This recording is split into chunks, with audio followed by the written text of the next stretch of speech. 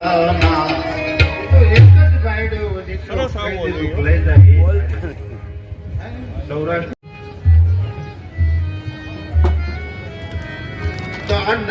ને એમ થયું મેં કામ વિજેતા કામદેવે વખાણ કર્યા કે ધન્ય હો મહાત્માજી, ધન્ય હો આપ મહારાજ, આપ કામ વિજેતા બન્યા.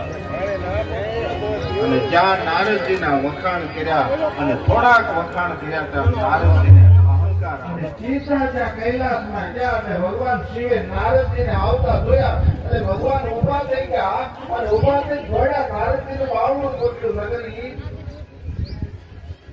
ભક્ત છે, ભગવાને ઉભું ન થવું પડે, પણ ભગવાનને ખબર છે આ બીમાર થઈને આવ્યા છે, બીમાર માણાના બાવડા પકડવા પડે, નકર ઊંચાઈ ઉપરથી પડે કરી જાય. ભગવાનને ખબર છે આ બીમારી લઈને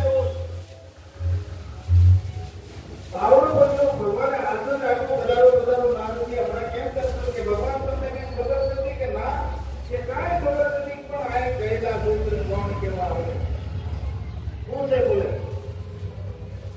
કે કામ ને તમારે તો કામ ને બાળવો પીડો, મારા શરણમાં કામ આવો નહીં, પગે લાગી પ્રેમ કરશે, હું કામ વિજેતા બની ગયો.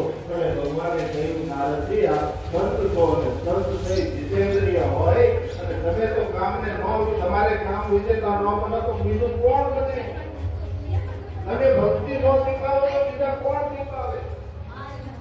અને તમારું રક્ષણ પણ ભગવાન વિષ્ણુ કરે છે.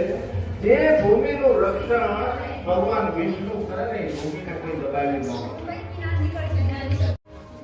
ભગવાને કહ્યું મને જે કહ્યું એ વાત એવી વાત તમે વિષ્ણુને નહીં કરતા.